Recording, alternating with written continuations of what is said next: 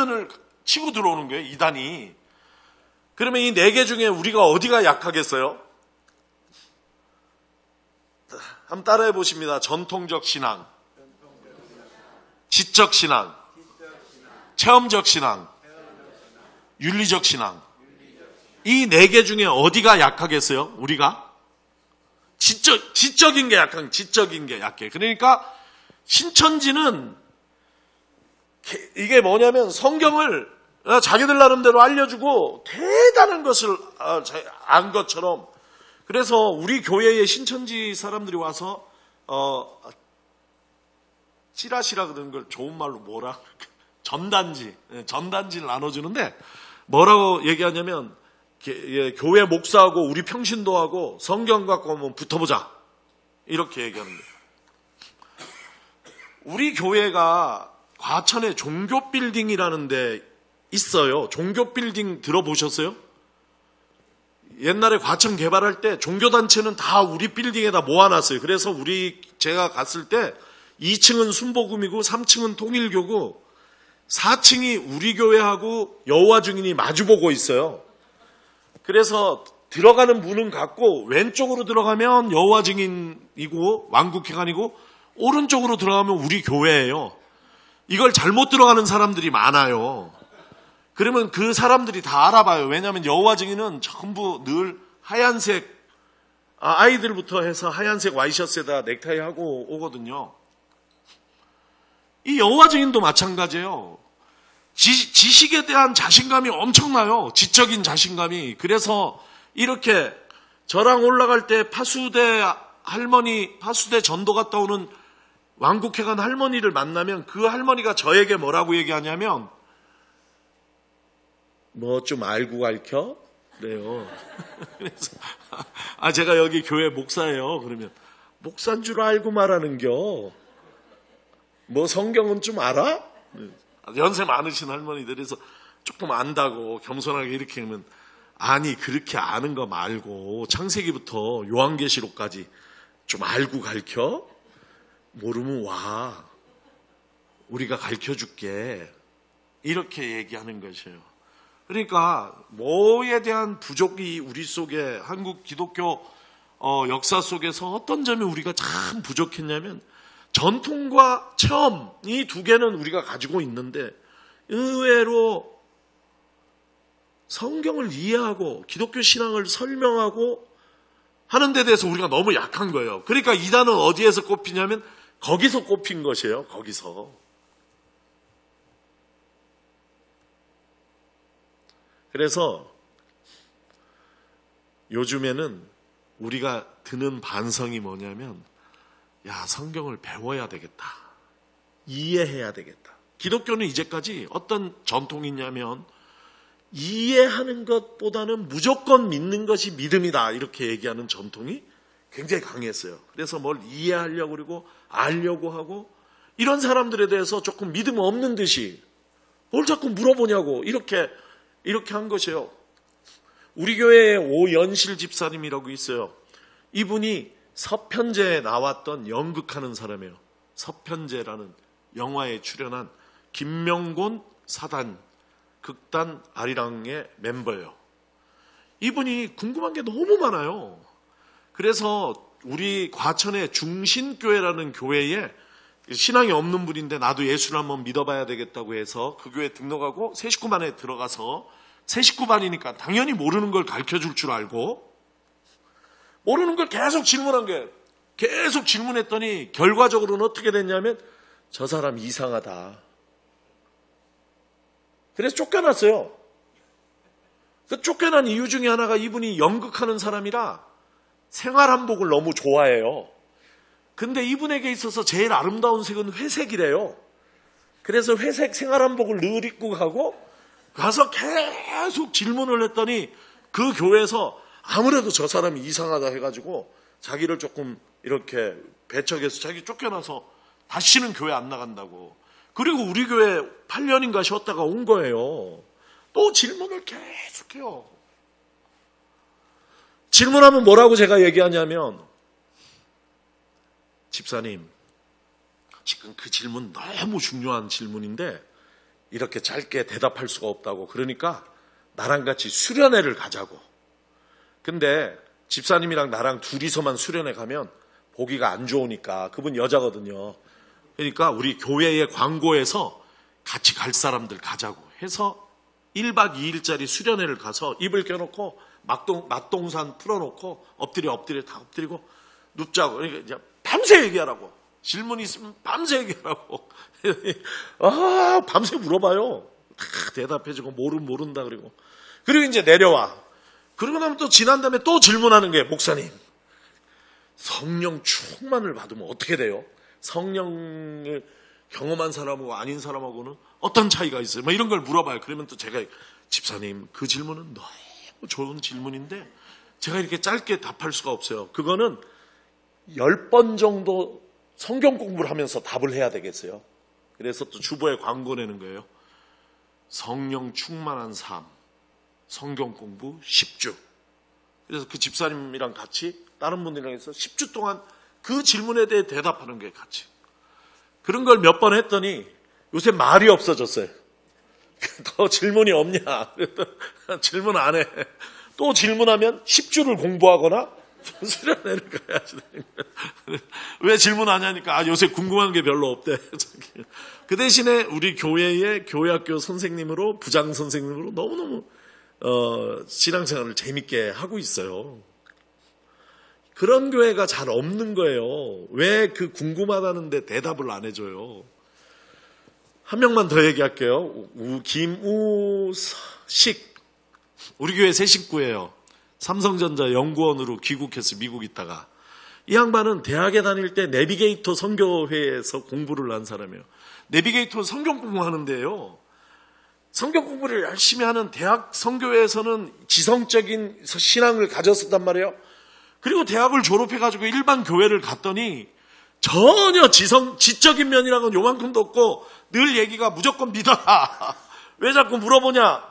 뭐 공부를 하기를 원하냐? 무조건 믿고 뭐 기도해라. 뭐 이렇게만 얘기를 해가지고 그게 너무 싫어서 신앙이 식어가지고 결국은 교회를 안 다니게 됐다는 거예요.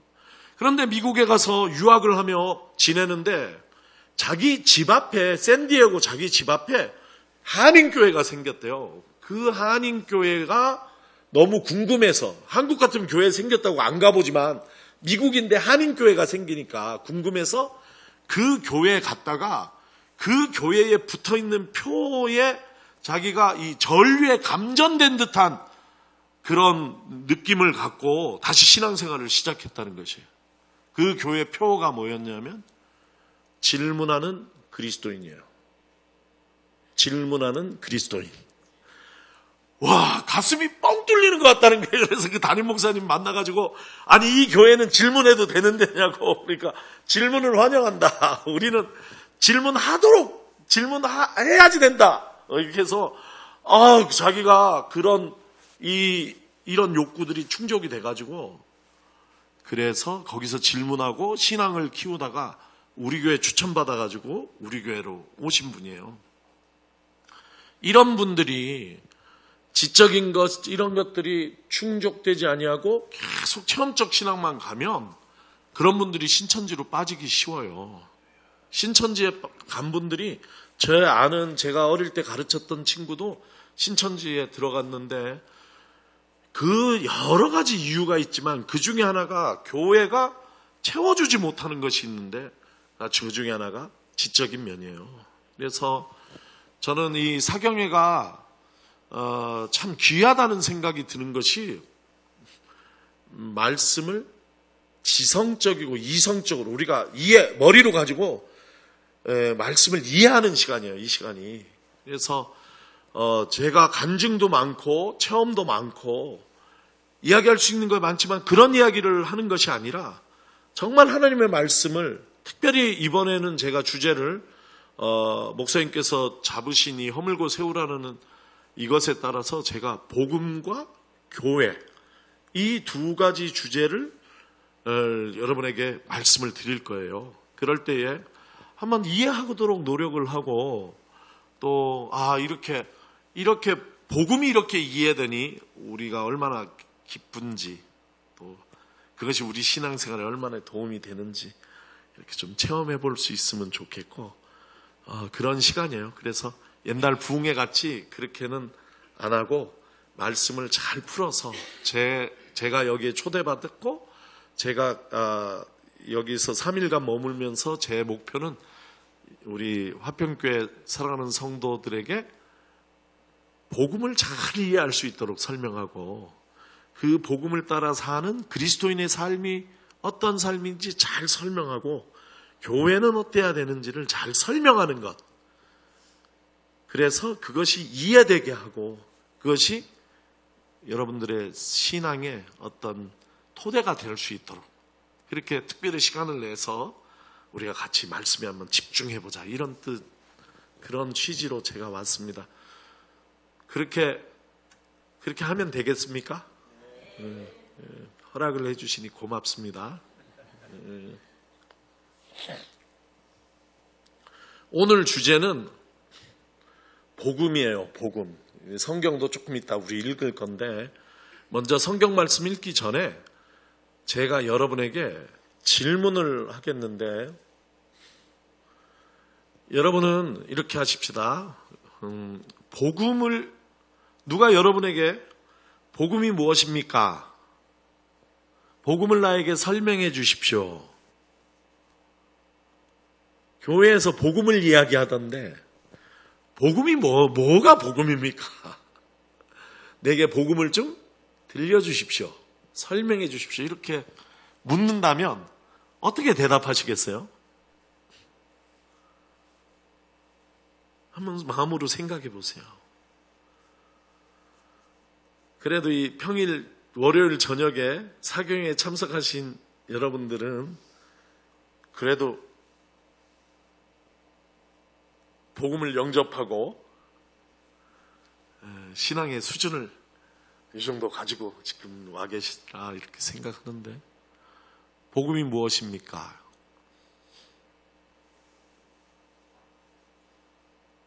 마음에 생각해 보세요. 우리 교회 같았으면 막 계속 얘기하는데 우리 막 설교 주일날 설교도 막 계속 대화식으로.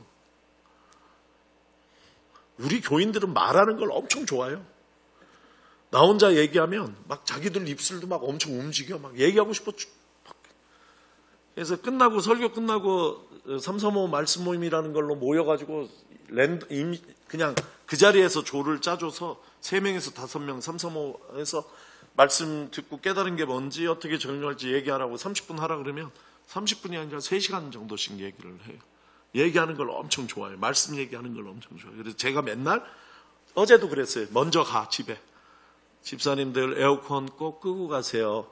히터 꼭 끄고 가세요. 저는 먼저 갑니다. 그래서 교회에서 제일 먼저 가는 게 저예요. 우리 교인들은 남아서 자기들이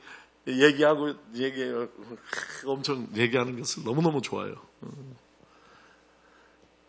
마음에 생각해 보셨어요? 제가 그 다음에 질문을 드릴게요. 솔직히 대답해 보세요.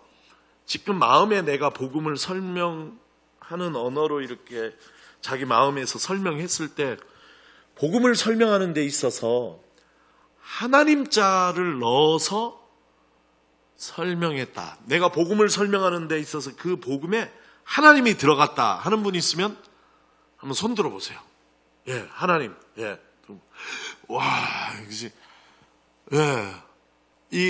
지금 3분의 1 정도 손을 드셨는데, 예, 최고 비율입니다, 이게. 예, 역시, 목사님 잘 가르치셔서, 보통 어느 교회를 가든지, 이게 10분의 1을 안 넘어요. 제가 지지난주에 전주 신영교회 사경에 인도했거든요. 신영교회 흉보는 건 절대 아닌데 그냥 있었던 일을 얘기하면 상당히 많은 분들이 모였는데 복음을 설명하는 데 있어서 하나님 자를 넣었다고 손든 분이 2분이 있었어요. 거의 그래요. 우리가 복음이라고 얘기했을 때 복음을 설명할 때 거의 예수 그리스도의 복음이다 이렇게 설명해요. 오늘 제 설교의 제목은 하나님의 복음이에요. 하나님의 복음.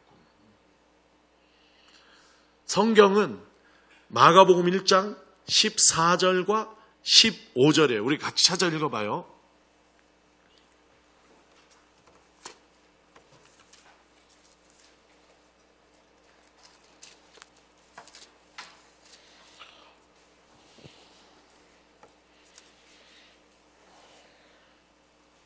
성경을 몇 구절 찾아 읽을 것인데 그때 하나님 자 들어가는 데서는 여러분이 좀 크게 읽어주시기를 바라요. 지금부터 찾는 구절들은 성경 안에 복음을 예수 그리스도의 복음이라고만 말하지 않고 하나님의 복음이다 이렇게 이야기하는 성경들을 제가 찾을 거예요. 같이 찾아 읽을 거예요. 마가복음 1장 14절 15절 오늘 본문 말씀입니다. 같이 읽겠습니다. 시작. 요한이 잡힌 후에 예수께서 갈릴리에 오셔서 하나님의 복음을 전파하며 이르시되 때가 찼고 하나님 나라가 가까이 왔으니 회개하고 복음을 믿어라 하시더라. 예. 하나님의 복음을 예수께서 전한 것은 하나님의 복음이다 이렇게 돼 있죠. 로마서 1장 1절로 갑니다. 전부 찾지 않고 몇 구절만 찾아 같이 읽겠습니다. 로마서 1장 1절. 제가 친절하게 여러분은 성경을 뒤로만 넘기면 돼요. 왔다 갔다 안 하게 순서대로 얘기를 해드릴게요. 로마서 1장 1절 같이 읽습니다. 시작. 예수 그리스도의 종 바울은 사도로 부르심을 받아 하나님의 복음을 위하여 택정함을 입었으니. 예. 바울 사도는 자기가 맡겨진 사명을 하나님의 복음을 전하는 것이다 이렇게 얘기해요. 데살로니가전서 2장 2절 말씀.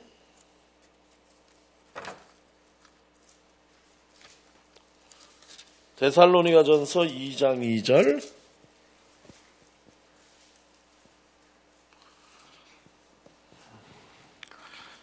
같이 읽겠습니다. 시작. 너희가 아는 바와 같이 우리가 먼저 빌립보에서 고난과 능력을 당하였으나 우리 하나님을 힘입어 많은 싸움 중에 하나님의 복음을 위하여 복음을 너희에게 전하였노라 이렇게 돼 있고 8절 9절 연속해 읽겠습니다. 우리가 이같이 너희를 사모하여 하나님의 복음뿐만 아니라 우리 목숨까지도 너희에게 주기를 기뻐함은 너희가 우리의 사랑하는 자 됨이라. 형제들아 우리와 수고와 애쓴 것을 너희가 기억하리니 너희 아무에게도 폐해를 끼치지 아니하라고 밤낮으로 일하면서 너희에게 그만 찾겠습니다. 성경에 더 있어요. 그러나 이걸로 충분하다고 봐요. 제가 얘기하려고 하는 건 이거예요. 성경 안에는 예수 그리스도의 복음이라는 표현이 있고 그것과 함께 하나님의 복음이라는 표현이 이렇게 있는 것이에요. 그런데 우리가 하나님의 복음이라는 것은 잘 이렇게 입에 익지 않아요. 심지어 성경에 이렇게 나오는 거 처음 알았다는 분도 있어요. 성경을 읽는 예를 들어서 마가복음 1장 14절 15절 같은 경우는 굉장히 유명한 구절이거든요. 요한이 잡힌 후에 예수께서 갈릴리에 오셔서 하나님의 복음을 선포하셨다. 이런 것을 거의 외우면서도 그게 복음 앞에 하나님이 붙어 있다는 것을 인식하지 못하는 경우들이 많이 있다 하는 것이에요. 그래서 오늘 제가 이 밤에 첫 번째로 얘기 드리고 싶은 것은 하나님의 복음, 예수님의 복음인데 이 하나님의 복음, 예수님의 복음이 우리 속에서 균형을 이루어야 돼요. 우리가 이거를 성경에 쓰여 있는 대로 이해를 해야 돼요. 성경에는 분명히 하나님의 복음이라는 말씀이 있는데 복음을 예수 그리스도의 복음으로만 이해하는 것은 저는 굉장히 빈약한 이해라고 봐요. 잘못된 건 아니에요. 예수 그리스도의 복음이라는 표현들이 성경 안에 있죠. 잘못된 게 아니에요. 그러나 그것만 이야기하고 성경에 이렇게 분명하게 하나님의 복음이라는 표현들이 있는데 이 하나님의 복음에 대해서는 전혀 관심이 없다고 한다면 그건 잘못된 것이에요. 제가 묻습니다. 하나님의 복음과 예수 그리스도의 복음은 같은 복음입니까? 다른 복음입니까? 같은 복음이에요. 같은 복음의 강조점이 다른 것이에요. 하나님의 복음이라고 얘기하면 어떤 점이 달라집니까? 뭘 강조한 것입니까? 이 복음이 뭐냐면 유앙겔리온. 한번 따라 하십니다. 유앙겔리온. 유앙겔리온. 유는 기쁜 혹은 좋은 이런 뜻이에요. 유는 앙겔리오는 소식이에요. 뉴스예요. 그래서 이게 기쁜 소식, 좋은 소식이에요. 굿 뉴스잖아요. 뉴스. 그럼 이 뉴스가 누구로부터 왔는지가 굉장히 중요한 것이에요. 복음의 기원이 누구냐, 이 소식이 누구로부터 온 것이냐를 강조하면 이 구원의 소식이 누구로부터 왔습니까? 하나님으로부터 왔다. 그래서 하나님의 복음이에요. 그런데 이 복음이 누구를 통하여 왔습니까? 예수 그리스도를 통하여 왔다. 그래서 에이전트를, 우리에게 이 복음을 전해준 분을 강조하면 예수 그리스도의 복음이 되는 것이에요. 그런데 이 복음이 누구로부터 왔는가, 그 기원, 오리진, 그 기원에 대해서 얘기를 하면 누구로부터 온 것입니까? 하나님으로부터 왔어요. 그래서 하나님의 복음이에요. 여러분 생각해 보세요. 여러분이 선물을 받았어요. 그런데 준 사람한테 직접 받은 것이 아니라 누구를 통해서 받았어. 누구를 통해 받았어요. 그런데 여러분이 준 사람은 말도 안 해, 잊어버리고 갖다 준 사람한테만 맨날 고맙다 그러면 좀 서운하지 않겠어요? 주신 분이? 하나님 마음이 그럴 수가 있는 것이에요. 예수 그리스도를 통해서 하나님으로부터 온 사랑이 복음이에요. 그 얘기가, 그 관계가 제일 잘 드러나 있는 구절이 로마서 5장 8절 말씀이에요. 우리 찾아 읽어보도록 하겠습니다.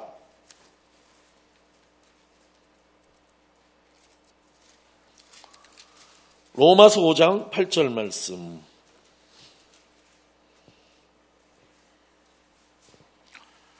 같이 읽습니다. 시작. 우리가 아직 죄인이었을 때에 그리스도께서 우리를 위하여 죽으심으로 하나님께서 우리에 대한 자기의 사랑을 확증하셨느니라. 이렇게 되어 있어요. 예, 확증하다는 것은 법정 용어나 법률 용어가 아니에요. 이 말은 보여주셨다, 이런 얘기예요. 이런 거잖아요. 여기에 누구 태권도 하는 분 있어요? 태권도? 여러분이 믿거나 안 믿으시겠지만 제가 검도 유단자예요. 지금 다리에 다쳐서 안 한 지 오래됐지만 내가 검도를 한다 그러면 사람들이 안 믿어. 믿게 하는 법은 뭐예요? 보여줘야지. 이런 거예요. 우리는 지금 하나님은 우리를 사랑하신다는 얘기에 너무 익숙해요. 심지어 교회 화장실 가도 붙어 있어요. 하나님 당신을 사랑하십니다. 그래서 하나님 우리를 사랑하지 않으면 안 될 것 같아. 너무 당연한 얘기야. 이렇게 얘기하는데 바울 사도나 예수 그리스도의 시대에는 하나님이 우리를 사랑한다는 이야기는 낯선 이야기예요. 신이 왜 인간을 사랑합니까? 인간이 신을 사랑해야지. 너무 낯선 이야기예요. 그래서 믿어지지 않는 얘기예요. 바보 같은 얘기예요. 어리석은 얘기예요. 이 어리석은 얘기에 대해서 바울은 그 증거가 있다. 그 사랑이 예수 그리스도의 죽음을 통해서 드러났다. 이렇게 설명하는 것이요. 그래서 복음이 예수 그리스도의 죽으심을 통하여 우리에게 왔어요. 그런데 이 복음의 기원은 누구냐? 하나님의 사랑이죠. 하나님의 사랑. 하나님의 사랑이 예수 그리스도를 통해서 우리에게 왔다 하는 것이요. 그렇기 때문에 하나님의 복음, 예수 그리스도의 복음, 이것을 두 면을 다 같이 이해를 해야 되는 것이에요. 우리 반주하는 청년, 이름 뭐였죠? 어디 가면 안 돼요. 내가 이따 요 앞에 부를 거예요. 같이 나랑 뭐 해야 돼. 내가 딱 집어놨어요. 찜해놨어요. 그곳이에요. 예, 화장실 다녀오면 우리 저 청년이랑 아까 우리 만났어요. 카페에서. 뭐 같이 하려 그래.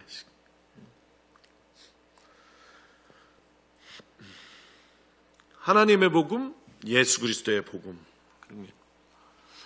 하나님의 복음은 복음이 어디서부터 왔냐를 강조하지만 이 복음을 하나님의 복음으로 이해할 때 복음의 지평이 활짝 넓어지는 것이에요. 하나님을 이해한다는 것은 어떤 것이에요? 여러분, 하나님은 어떤 분입니까? 누구나 동의할 수 있는, 구약이 얘기하고 신약이 얘기하는 하나님. 우리 기독교는요, 유대교로부터 왔어요. 유대교에서 출발해서 독립했어요.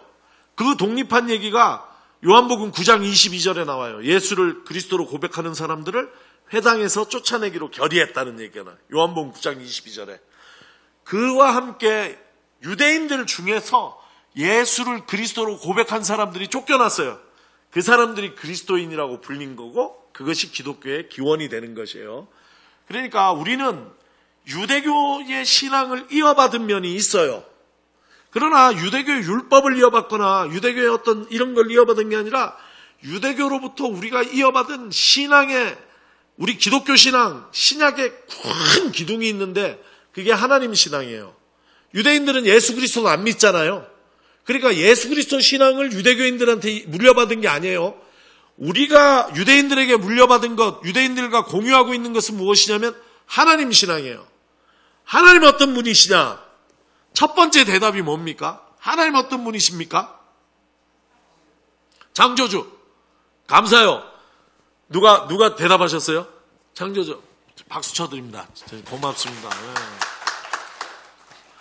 창조신앙이에요. 하나님은 창조주예요.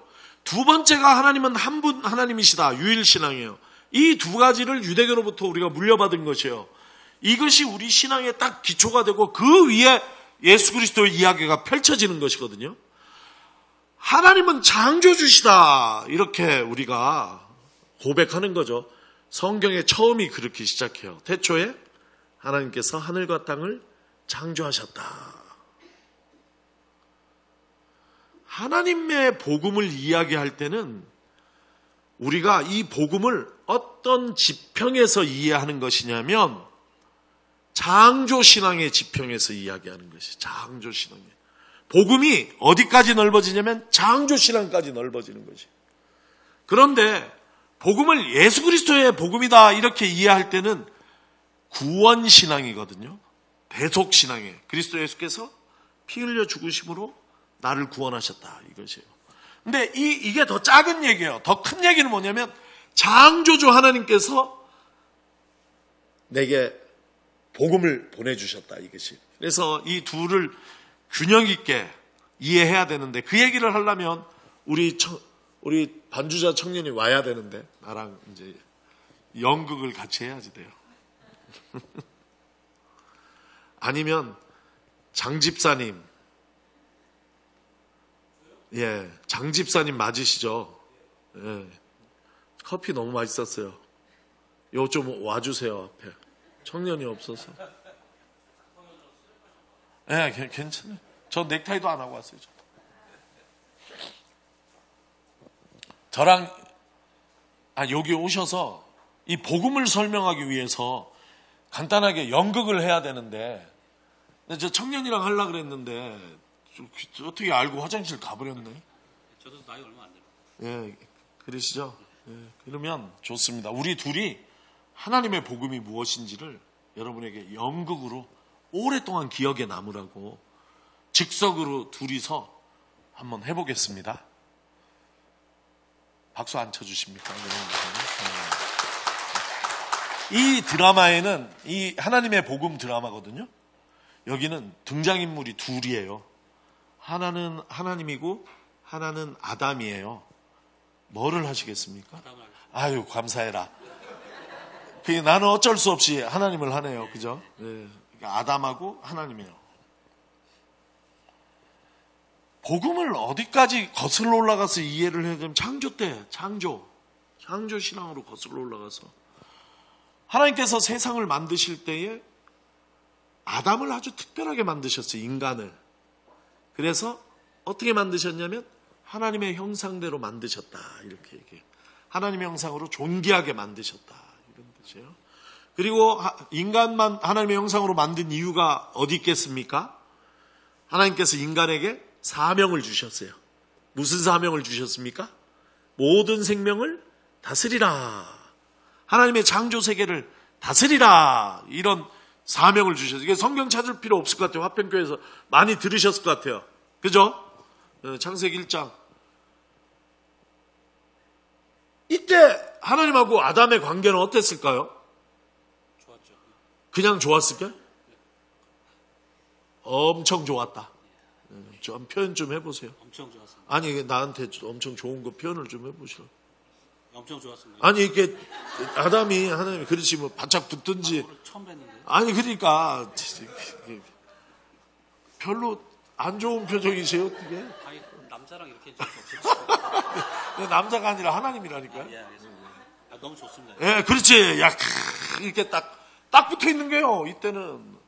그리고 보세요. 하나님 보는 것, 여기를 보셔야지. 같이 이렇게.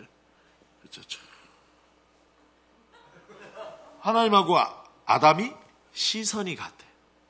마음이 같아. 하나님하고 아담이 딱 좀 붙어 계시고, 예. 마음과 시선이 같아요. 아담에게 뭐가 아름답습니까? 하나님하고 시선이 같으니까? 천지가 아름답습니다. 예, 아니, 답이 뭐냐면 하나님이 아름답다 하신 것이 아름답습니다. 하나님이 아름답다 하신 것이 아름답습니다. 그죠? 뭐가 좋아요? 하나님이 아름답다 하신 것이 좋습니다. 네, 하나님 좋다 하신 것이 좋고. 하나님 좋다. 마음이 완전히 똑같아요, 하나님하고. 자, 이때 인간을 아담을 뭐라고 얘기하냐면 따라하십니다. 창조의 동역자. 창조의 동역자. 예, 성경에 나와. 그래서 하나님이 지으시니 누가 이름을 붙여요? 아담이 이름을 붙여요. 그러니 그 이름이 그 존재의 이름이 되었다. 예, 그리고 이 창조 세계를 전부 누구에게 맡기냐면 아담에게 맡기는 거예요. 돌봐라. 다스리라. 이렇게. 목사님, 다스리라, 돌봐라 이렇게 해석해도 되겠습니까? 예. 돌봐라.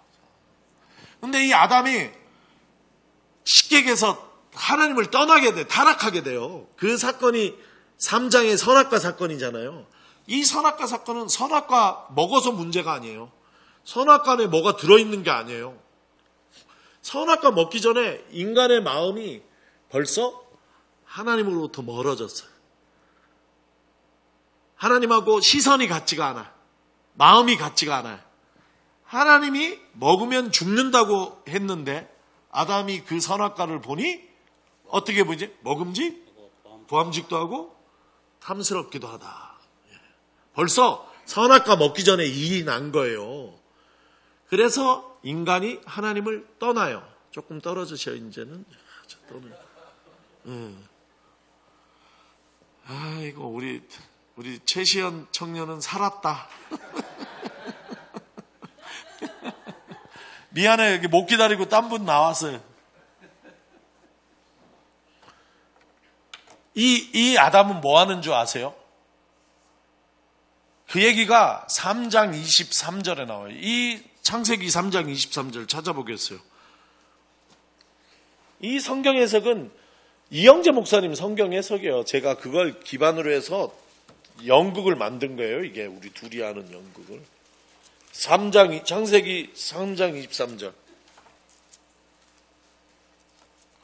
같이 읽습니다. 시작. 여호와 하나님이 에덴 동산에서 그를 내보내어 그의 근원이 된 땅을 갈게 하시느니라. 이렇게 돼 있어요. 이게 세번역으로 보면 땅에서 왔으니 땅을 갈게 하셨다. 이렇게 돼 있어요. 예, 이제부터가 액션이 중요한 때예요. 땅을 갈아주세요. 예. 아니, 얘가 알아서 열심히 갈아야죠. 계속 갑니까? 예, 계속 갈아요. 에덴 동산을 떠난 인간은, 내가 연극 많이 해봤는데 진짜 제일 잘하시네. 다 제자리 서서 하는데 앞으로 나가기도 하시고, 처음 봐요, 이런. 야, 근데 좀 계속 하세요. 감사해요.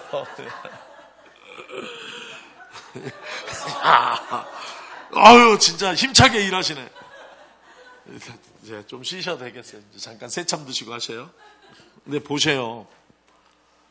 이게 이영재 목사님 해석이에요. 이게 탁월한 해석인데 이게 지금 뭐 하는 거냐? 아담이 뭘 갈고 있어요? 땅이 히브리 말로 뭐예요? 아담아.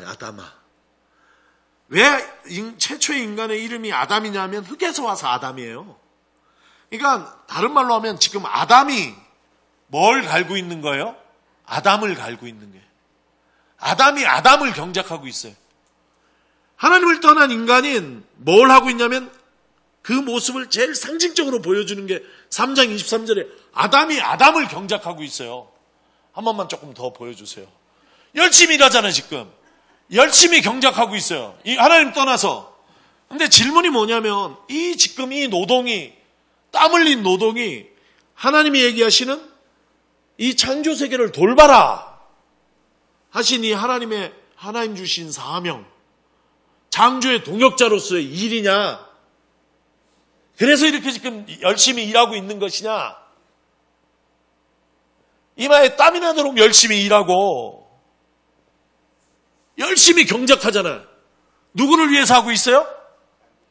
누구를 위해서 일하고 있어요? 그렇지. 아담 본인을 위해서 일하고 있는 것이죠. 아담이 아담을 경작하고 있는 것이죠. 이 노동은 이렇게 열심히 일을 해. 막 잠도 안 자고 막 어떻게 더 잘할까 생각하고 고안하고 열심히 일을 해서 결국은 뭐까지 쌓는데 성공해요? 창세기 11장? 바벨탑을 쌓는 것이에요. 우리의 이름을 높이자. 흩어지지 말자. 도성을 만들고 거기에 하늘까지 닿을 수 있는 탑을 만드는데 성공해요. 그런데 이 노동은 하나님의 명령을 따라서 하나님의 창조세계를 돌봐라, 다스리라 하시는 하나님의 뜻과는 무관하고 전적으로 누구를 위한 노동을 하고 있는 것이에요? 자기 자신을 개발하기 위해서 노동하고 있는 것이에요. 이 인간을, 그래도 제가 이 인간을 할 때는 조금 스포트라이트 갖다 갈 때는 약간 노동을 좀, 이 인간을, 이렇게 열심히 일하는 인간을 제가 이름을 줬어요. 이 인간에게. 따라합니다. 자기중심적인 나. 자기중심적인 나. 아담이 아담을 경작하고 있는 철저하게 자기중심적인 나예요. 물어보겠어요? 뭐가 아름답습니까? 하나님이 아름답다고 하시는 아니, 그거는 여기 있을 때죠. 지금은 자기중심적인 내가 태어났다니까? 뭐가 아름답습니까? 저에게 이익이 되는 거. 맞습니다. 예. 뭐가 선합니까? 저에게 이익이 되는 거. 맞습니다. 예. 뭐가 유익합니까? 저에게 이익이 되는 게. 그렇죠. 철저하게 누구 중심이에요? 자기 중심이에요. 자기 중심적인 나의 탄생이에요.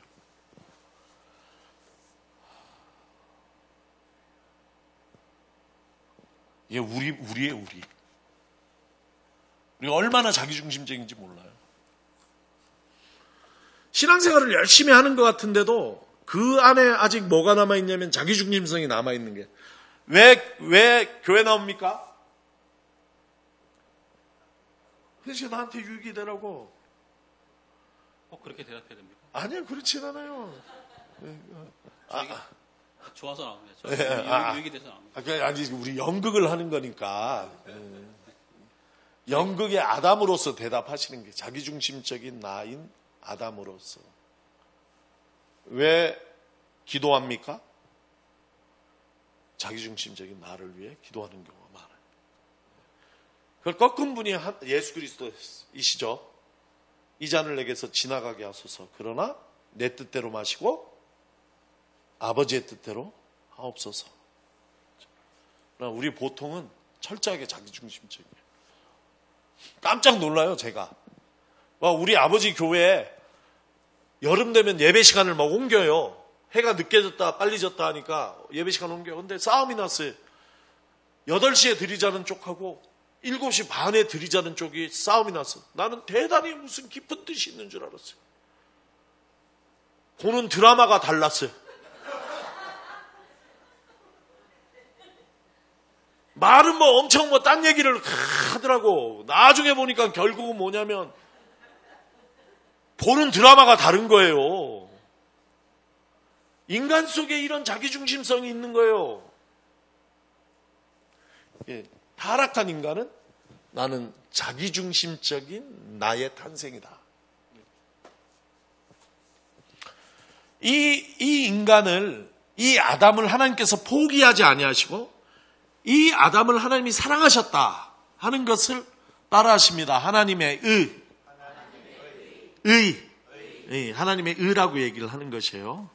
이 인간의 하나님을 떠나 자기중심적으로 살아가는 이 인간에 대한 하나님의 한결같은 신실하심, 이것을 뭐라고 얘기하냐면 성경이 하나님의 이렇게 이야기를 하는 것이에요. 하나님의 의가 처음에는 뭘로 드러났냐면 로마서 1장 20절 같이 읽겠습니다. 로마서 1장 20절. 찾아 읽어보세요.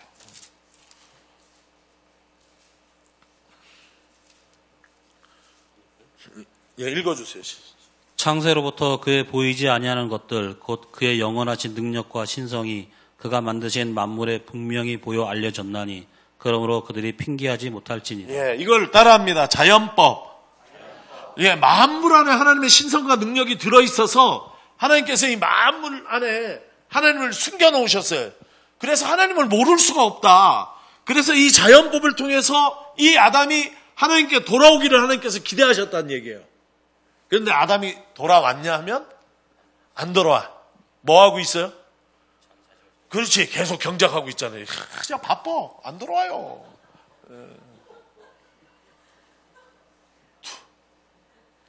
두 번째가 자연법 다음에 하나님 이 아담을 부르신 것을 따라하십니다. 율법. 한 사람을 택하시고 한 민족을 택하셔서 하나님께서 언약을 맺으시고 언약 백성의 증거로 율법을 주시고 율법을 따라 살기를 원하셨어요. 하나님이 부르신 하나님의 의가 율법 안에 들어있는 것이에요. 자연법 안에도 들어있고. 찾아 읽습니다. 그런데 그 결과 3장 20절 로마서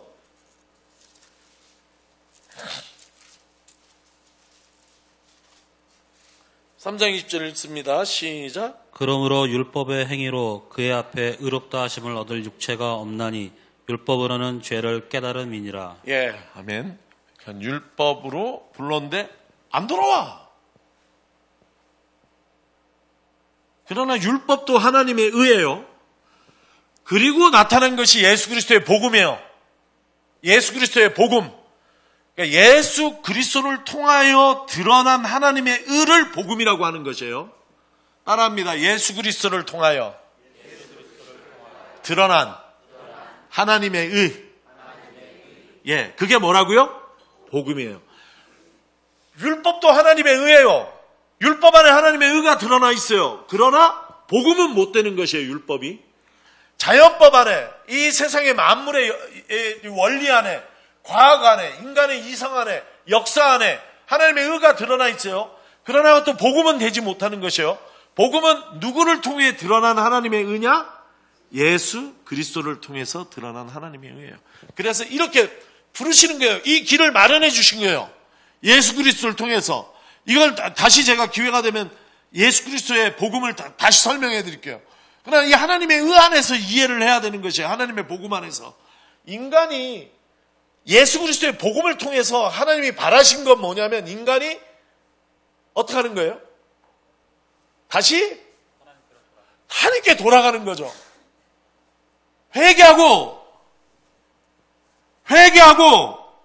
회개는 뭐냐면 돌아서라는 얘기예요. 우리는 회개를 죄 문제를 해결하라 이렇게 하면 아니에요. 회개하라는 것은 죄 문제를 해결하는 얘기 아니에요. 예수님께서 얘기하시잖아요. 회개하고 복음을 믿어라 이렇게 얘기하잖아요. 회개한 다음에 복음을 믿고 죄 문제가 해결되는 것이지 회개하는 단계에서 이미 다 죄의 문제를 자기가 다 해결한다면 복음이 무슨 소용이 있어요? 회개는 아주 단순한 거예요. 하나님께 돌아오라는 얘기예요. 하나님을 향해 돌아서라는 것이에요. 죄인은 그대로 괜찮아요. 회개하라 이렇게 예수님 얘기를 하신 것이에요. 하나님께 이제 와보세요. 다시.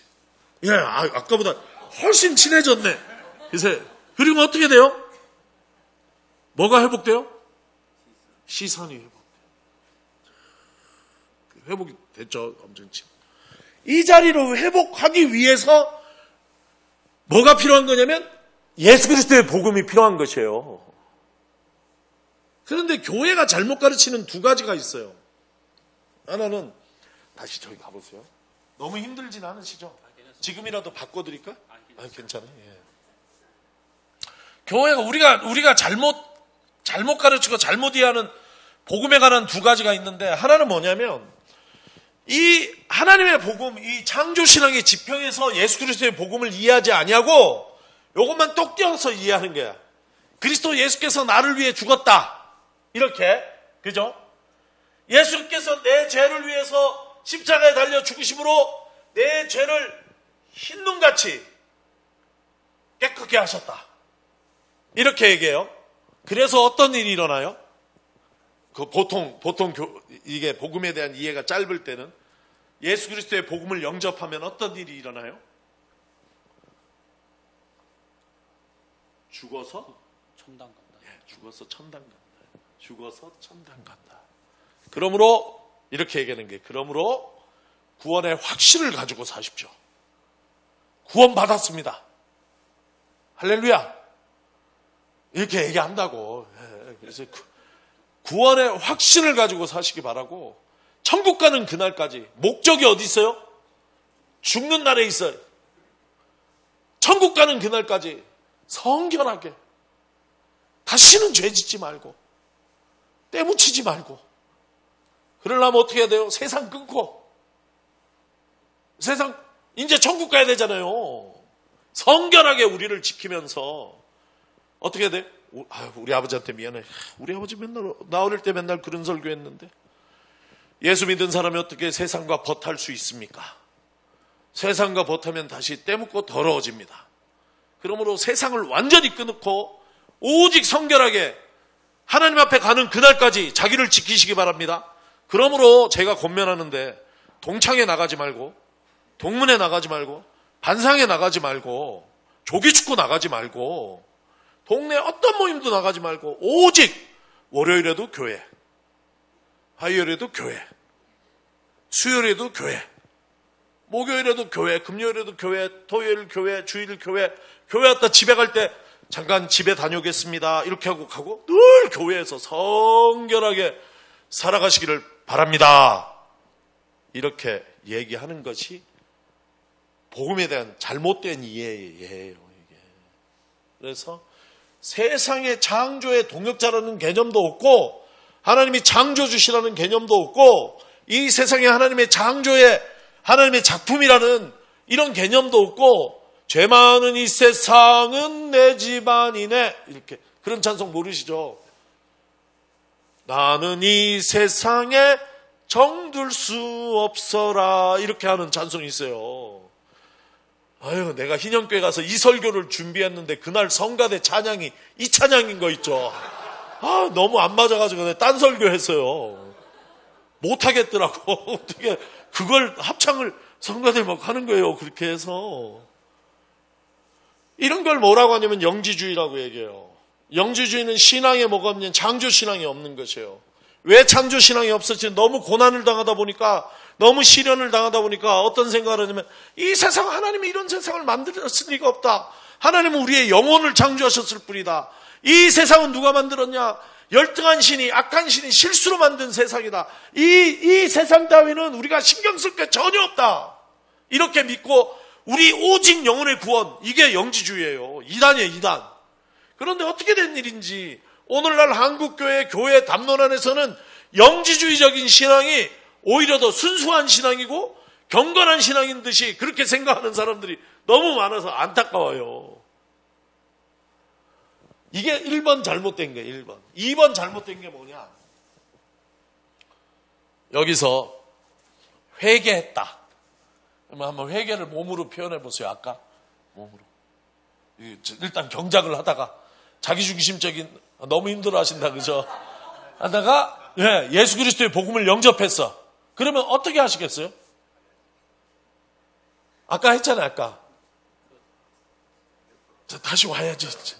이렇게 와야 되는데 교회가 어떻게 가르치냐면 여기 서서 주님을 바라보라고 가르쳐.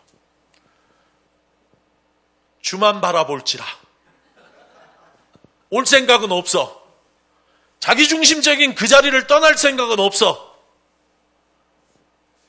저 자리에서 뭐 하라고 가르쳐요? 주님만 바라봐라. 주님만 예배하라. 주님만 찬양하라. 한번 찬양도 좀 무리다, 그죠? 이미 애만 있으셨어요. 이거는 마치 여러분에게 자녀 있으세요? 성년이 된 자녀. 저도 지금 군대 가 있는 아들이 있어요. 그 아들이 늘 이렇다고 생각을 해보세요. 제 주변을 맴돌면서 아빠 최고, 우리 아버지 찬양합니다, 우리 아빠 킹, 왕짱, 최고, 아빠 영광 받으소서 아버지, 맨날 이러고 내 주변을 뱅뱅 돌아. 아버지 찬양합니다, 우리 아버지 최고, 우리 아버지. 마음이 어떻겠어요? 기쁘겠어요? 그 아버지 마음이 기쁘겠어요? 여기서 주만 바라본다는 것은 그게 아니라 뭘 가르쳐야 되냐면 다시 하나님께 돌아오는 것이. 다시 하나님께 돌아와서 주를 바라보는 게 아니라 주님의 시선을 회복하는 것이에요. 주님의 마음을 회복해야 된다고. 그리고는 뭐를 바라봐야, 주를 바라보는 게 아니라 주님의 시선으로 뭘 바라봐야 되는 거예요? 세상을 바라봐야 되는 거예요. 일단 우리 집사님 보내드려야 되겠어요. 너무 애쓰셨습니다. 박수로 고맙습니다. 감사합니다.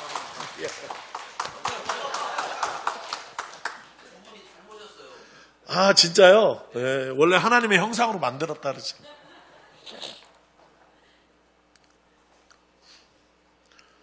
우리가 이 원리를 잘 알아야지 돼요. 하나님의 형상으로 만든 인간에 하나님 옆에 딱 붙어서 하나님의 마음으로 세상을 바라보는 창조의 동력자로서. 하나님은 어떤 분이시냐? 창조의 하나님이시오. 만물을 지으신 하나님이시오. 이 하나님의 마음을 가지고 세상의 생명들을 바라보는 것이, 그것이 복음을 영접한 사람의 태도예요. 멀리서 주만 바라보는 것이 신앙이 있는 게, 그게 신앙의 출발이에요. 그건 출발점이에요. 이게 무슨 순수한 신앙이고 이렇게 그거 아니에요. 언제까지 주님만 바라봐요? 주님을 봤으면 와야지 일로. 와서 주님의 시선으로 세상을 바라보면서 우리 주님께서 마음 아파하시는 것을 보시고 함께 마음 아파하고, 하나님께서 눈물 흘리는 생명들을 보고 함께 눈물 흘리고, 하나님께서 기뻐하는 곳에서 내가 함께 기뻐하는 것. 그런 사람이 되는 것. 그런 사람으로 자기중심적인 나를 죽이고 하나님의 마음을 회복하는 것. 이것이 복음을 영접한 사람의 특징이다 하는 것을 여러분 기억하시기를 바랍니다. 하나님의 복음과 예수 그리스도의 복음은 이렇게 같이 가야지 되는 것이에요. 구체적으로는 예수 그리스도의 복음을 하나님의 복음이라는 큰 틀거리 안에서, 큰 지평 안에서 이해해야 되는 것이에요. 이거를 하나님의 복음은 싹 빼놓고 예수 그리스도의 복음, 그분이 나를 위해서 죽음으로 내가 구원받았다. 그때 구원은 뭐냐면 천국, 죽어서 가는 전당. 그런 식은 굉장히 짧습니다. 오늘 본문에서 마가복음 1장 14절 15절에서 예수님께서 선포하십니다. 때가 찼다. 하나님 나라가 가까이 왔다. 회개하고 복음을 믿어라. 이렇게 얘기하셔요. 하나님 나라 가까이 왔다. 예수님께서 선포하신 복음은 뭐냐면 하나님 나라예요. 하나님 나라. 예수님께서 선포하시고 우리가 거기에 참여하기 바라시는 것은 하나님 나라, 하나님 나라. 근데 이 하나님 나라를 한국 교회가 뭘로 바꿨냐면 죽어서 가는 세상 천당으로 바꿨어요. 천당. 하나님 나라는 천당이 아니에요. 성경 안에 천당에 대한 얘기가 있냐? 있어요. 다행히. 감사해요. 걱정 안 하셔도 돼요. 죽어서 가는 세상에 대한 이야기가 성경 안에 있어요. 5군데, 6군데 있어요. 찾아볼까요? 요한복음 14장 1절 한번 찾아보세요.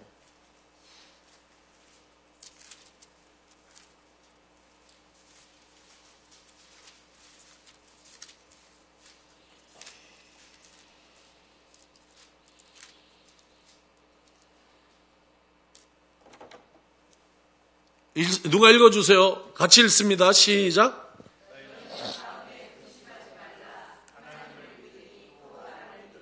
2절, 3절 계속.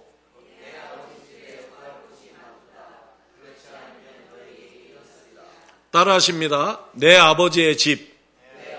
네, 그렇게 표현되어 있어요. 좀 앞으로 넘겨서 누가복음 23장 43절. 누가복음 24장 43절 읽습니다. 시작. 예수께서 이르시되 내가 진실로 내게 이르노니 오늘 내가 나와 함께 낙원에 있으리라. 따라하십니다. 낙원. 예, 그렇게 표현돼서 하나만 더 찾아요. 되게 많은데 히브리서 11장 믿음장이에요. 히브리서 11장. 이 히브리서 11장은 그 앞에 누가 믿음이 있었다 이 얘기가 중심이 아니라 13절이 중심이에요. 13절 먼저 읽습니다. 11장 13절 읽습니다. 시작. 이 사람들은 다 믿음을 따라 죽었으며 약속을 받지 못하였으되 그것들을 멀리서 보고 환영하며 또 땅에서는 외국인과 나그네임을 증언하였으니 이렇게 돼 있죠. 예, 이런 믿음의 사람들도 이 땅에서는 하나님의 약속을 다 받지는 못했다 이렇게 얘기를 해요. 그리고 16절 읽습니다. 시작. 그들이 이제는 더 나은 본향을 삼으니 곧 하늘에 있는 것이라. 이러므로 하나님이 그들의 하나님이라 일컬음을 받으심을 부끄러워하지 아니하시고 그들을 위하여 한 성을 예비하셨다. 따라하십니다. 하늘의 도성. 예, 이런 언어들이 있어요. 이런 언어들은 전부 다 우리가 죽은 다음에 우리가 그 모습을 구체적으로는 알 수는 없지만 우리가 영생할 수 있는 그런 영생에 대한 약속이에요. 그 성경에 있어요. 성경에 있다고. 낙원이라는 얘기로 돼 있고 하늘의 도성이라는 말로도 있고 내 아버지의 집이라는 말도 있고 고린도 후서 5장에 하늘의 장막이라는 표현도 있고 성경에 많아요. 그런데 우리가 알아야 되는 건 뭐냐면 그런 나라들을 하나님 나라라고 부르지 않는다고요. 예수님께서 오셔서 우리에게 선포하신 것이 너희가 예수를 먹고 죽어서 하늘의 도성에 가라, 낙원에 가라. 이게 복음이 아니에요. 이렇게 얘기하신 것이 아니에요. 하나님 나라에 들어가라. 이렇게 얘기하셨을 때 그 하나님 나라는 죽어서 우리의 영혼이 가는 나라로서의 하나님 나라가 아니라 그런 나라가 성경에 있는데 그런 나라를 하나님 나라로 부르지 않았다는 것이에요. 하나님 나라는 이 땅에 이루어진 나라예요. 이 땅에 온 나라라고. 죽어서 가는 나라가 아니라 지금 여기에 현재적으로 와 있는 나라다. 그 점이 다른 점이에요. 그런데 마태라는 분이 하나님 나라를 전부 다 뭐라고 고쳤냐면 예, 한번 찾아봐요. 마태복음 4장 17절 찾아 읽습니다.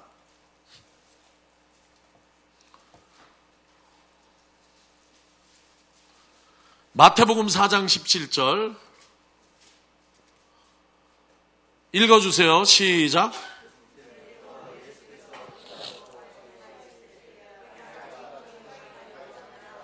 예, 아까 마가복음에서 하나님 나라가 가까이 왔다 한 것이 마태복음 가니까 뭘로 바뀌었어요? 천국으로 바뀌었어요. 천국은 한문이에요. 한글로는 뭐라고 돼 있을까요? 세 번역에는? 아니, 하늘나라. 하나님 나라가 전부 마태복음에는 하늘나라로 돼 있어요. 성경 전체에서 천국이라고 나오는 책은 마태복음밖에 없어요. 마태복음에 다른 복음서에 하나님 나라로 돼 있는 게 마태 가면서 전부 천국으로 바뀌어서 하늘나라로. 제가 여러분에게 묻습니다. 마가복음이 얘기하는 하나님 나라하고 마태복음이 얘기하는 천국은 1번 같은 나라, 2번 다른 나라. 같은 나라일까요? 다른 나라일까요?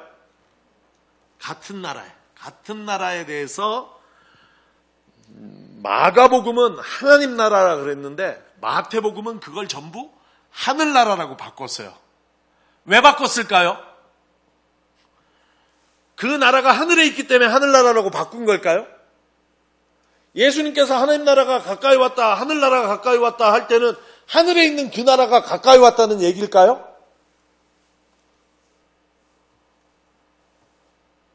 아니에요. 하늘에 있는 나라를 얘기하는 게 아니에요. 마태가 얘기하는 것, 마태복음이 얘기하는 것도 마가복음이 얘기하는 하나님 나라랑 똑같은 나라를 얘기를 하는 거예요. 표현을 단지 하늘나라로 바꿨어요. 왜 바꿨을까요? 마태가 유대인이라 그래요. 유대인 서기관 출신이에요. 마태를 쓴 사람은. 유대인의 특징이 뭔지 아세요? 유대인의 특징? 우리 한국 신앙인들은 유대인하고 너무 다른 점이 있어요. 한국 신앙인들은 신앙이 깊어질수록 주어를 하나님으로 자꾸 바꿔. 내가 좀 하나님께서 오늘 사경에 가게 하셨다.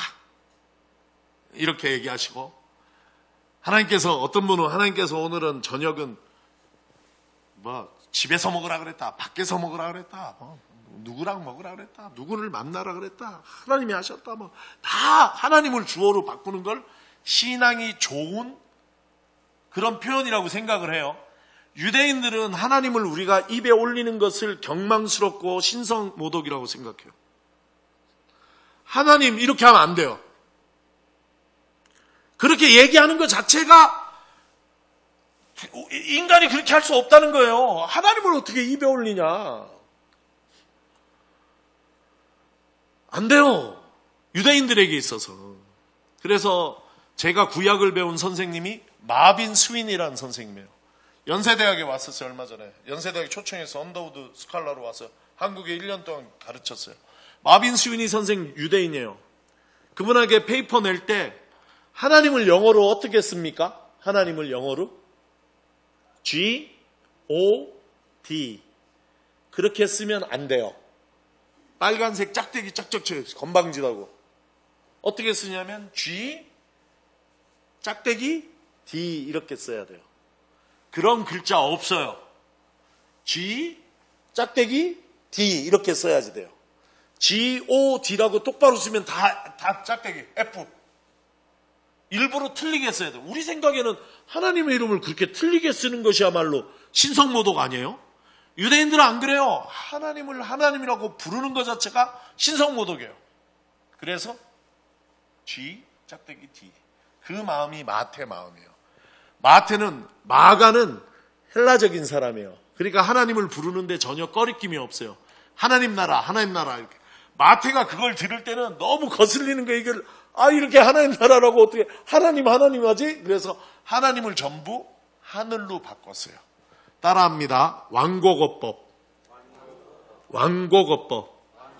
네, 그래서 청와대 얘기하면 VIP께서 이렇게 얘기하잖아요. 그런 게 다 왕고거법이에요. 그렇게 바꾼 게 하늘나라예요. 하늘나라. 그런데 이게 한문으로 천국이 됐단 말이에요. 그러다 보니까 우리는 극락사상이 있잖아요. 대번에 딱 해서 예수가 하나님 나라를 선포하셨다. 그게 마태복음은 예수가 천국을 선포하셨다.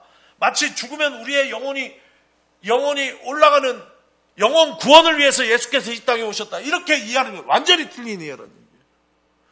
제가 다시 해야지만 우리 영혼이 사는 그런 천당에 대한 얘기가 성경에 있어요. 그러나 그게 하나님 나라가 아니라고. 하나님 나라는 지금 여기에 예수 그리스도와 함께 시작된 나라예요. 그 나라는 하나님의 뜻이 온전히 이루어져가는 나라예요. 그 나라는 겨자씨 같아서 보이지 않아요. 그 나라는 누룩 같아서 지금 여기에서 작동하고 있지만 우리가 분명하게 볼 수가 없어요. 그러나 그 나라는 여기에 있다.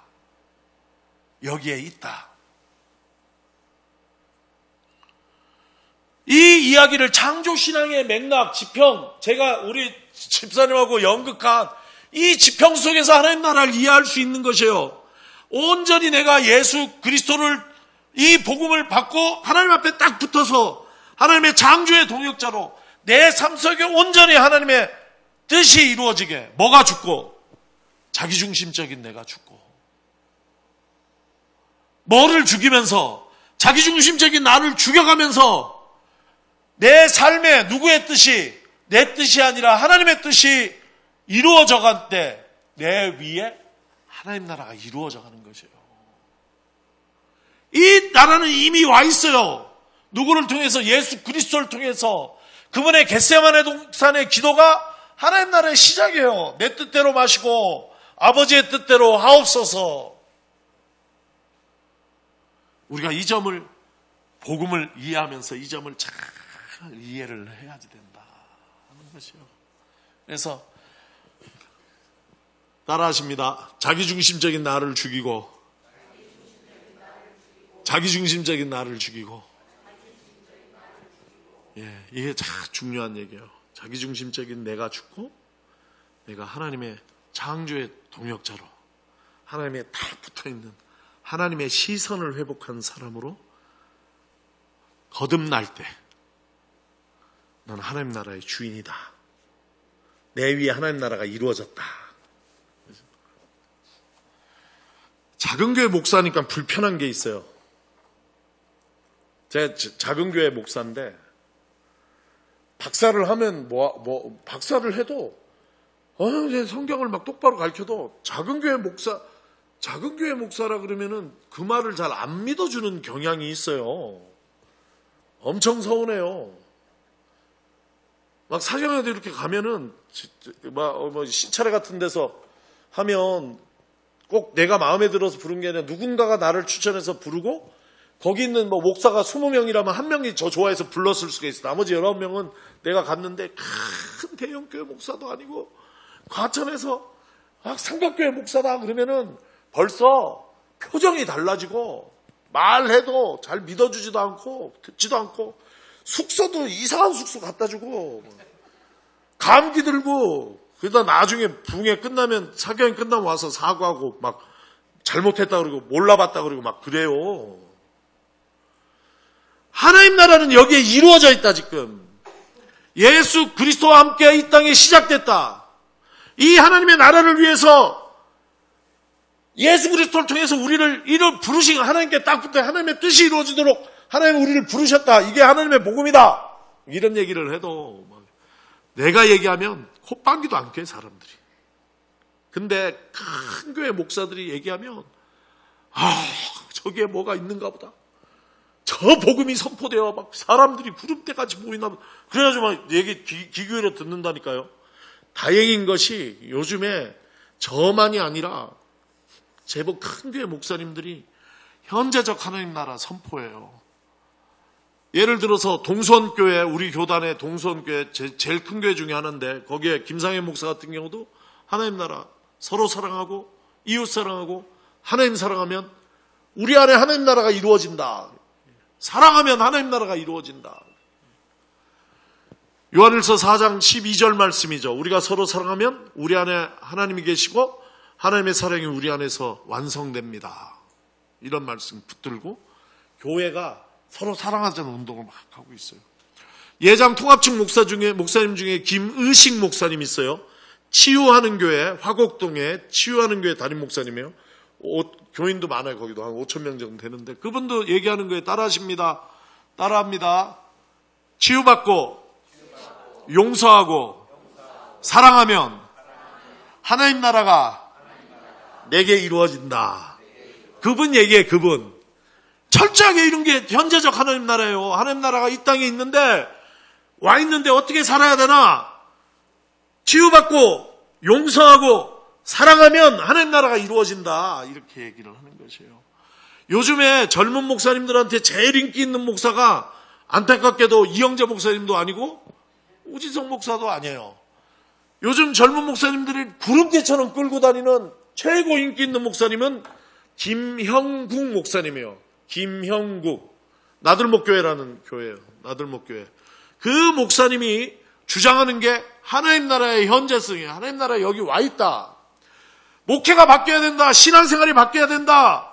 이제까지 신앙은 죽어서 가는 천국, 우리 영혼의 구원, 이런 게 제가 한 얘기 똑같이 하는 거예요. 그분도 신학학 박사예요. 트리니티 신학대학원에서 박사 받았어요. 하나님 나라 연구해가지고. 그분이 목회에 적용을 하면서 그대로 외친데 제 얘기하고 비슷하게 그런 얘기를 하는 게 하나님 나라가 여기 와 있다. 그러면 우리 신앙생활의 목적이 무엇이냐? 목표가 뭐냐? 우리의 막 간절함이 뭐냐? 죽어서 천국 가는 게 있는 것이 아니다. 이 땅에 하나님 나라가 이미 이루어져 있다면 그 나라가 어디에 이루어져 있는지 찾고 우리가 어떻게 그 하나님 나라의 주인이 될 것인가? 어떻게 이 땅에서 하나님 나라를 살 것인가? 하는데 우리 신앙의 초점이 쫙 모여져야 된다. 이렇게 얘기를 하는데 희망적인 것이 젊은 목사님 그 수련회 열 때마다 200명, 300명씩 아주 젊은 목사님들이 그 말씀을 듣고자 모여들고 풍성한 삶의 기초라는 책이 김영국 목사님이 쓴 책인데 풍성한 삶이 뭐냐면 하나님 나라를 이 땅에서 사는 삶, 풍성한 삶이라 얘기해서 그 책 전체가 어떻게 우리가 일상생활, 우리의 하루하루 생활 속에서 하나님 나라를 우리가 누리면서 살 수 있는가 하는 이야기를 써두셨어요. 그래서 제가 볼 때는 한국교회도 지금이라도 회개하고 정신 차리고 그냥 내세적인 죽어서 가는 천국 이것만 가르치는 그런 교회들이 아니라 지금 점점 젊은 교회들은 어느 쪽으로 가냐면 이 땅에서 하나님 나라를 우리가 이루며 살아가야 되겠다 하는 쪽으로 신앙의 대전환이 시작되고 있다 하는 말씀을 드립니다. 다시 한번 얘기 드립니다만 죽어서 가는 천국 얘기가 있어요. 천당 얘기가 있어. 그러나 그것이 예수님의 복음의 중심은 아니다 하는 것이에요. 우리가 이 땅에서 하나님의 자녀로 하나님 나라를 어떻게 하면 살 것인가 하는 것이 하나님 예수 그리스도의 복음의 중심이고 이것을 이해하려면 우리가 창조신앙의 지평 속에서 이해해야 된다 이런 얘기입니다. 오늘은 여기까지 토대 제일 큰 하나님의 복음, 예수 그리스도의 복음, 하나님 나라의 복음 이 세 가지. 하나님 나라의 복음은 하나님의 복음은 누구로부터 온 복음인가? 예수 그리스도의 복음은 누가 전하여 준 복음인가? 하나님 나라의 복음은 그 복음의 내용이 무엇인가? 하는 것을 제가 이 세 가지를 설명을 드렸습니다. 내일과 모레에는 오늘 한 얘기가 제일 어려운 얘기고 이것을 우리가 조금 적용해서 어떻게 우리가 그리스도인으로 살 것인가? 또 교회는 어떤 모습이 돼야 될까? 하는 이야기를 이어서 풀어가도록 하겠습니다. 기도하겠습니다. 감사하신 하나님, 하나님께서 보내셔서 말씀하여 주셔서 주의 말씀을 전하였습니다. 하나님, 우리 성도들 마음에 성령으로 역사하여 주셔서 떨어진 말씀의 씨앗이 30배, 60배, 100배 열매 맺게 하여 주시옵소서.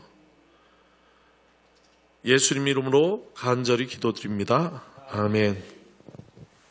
우리 제일 마지막 날에 수요일 날에 이제 집회 마칠 때는 다 같이 찬송 찬양도 하고 또 우리 기도도 더 하고 그렇게 또 마치도록 하고 오늘 내일 연속으로 하니까 오늘은 이렇게 마치겠습니다.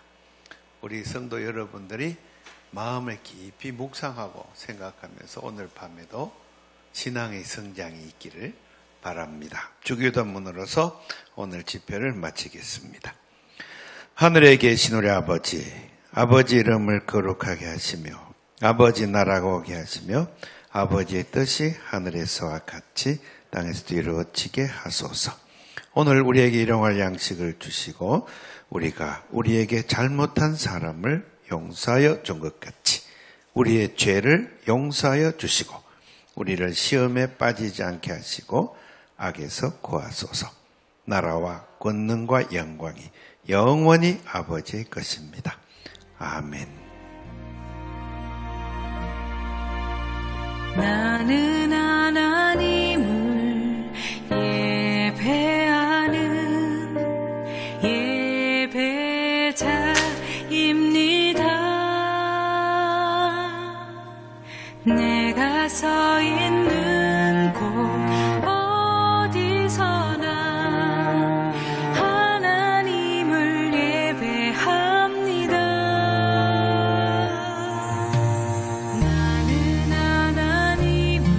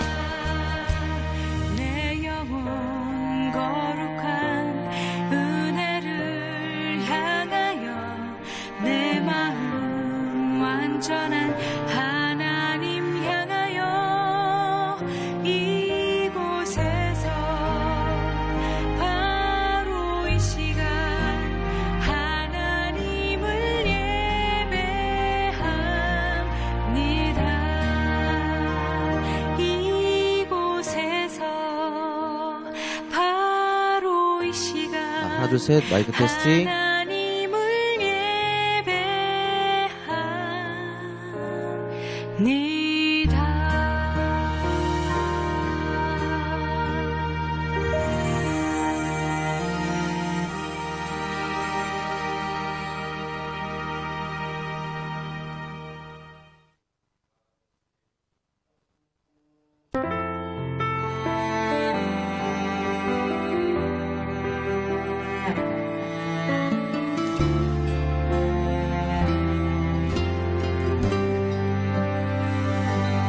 모습 이대로 하나, 둘, 셋. 하나, 둘, 셋. 살아가시네 연약함 그대로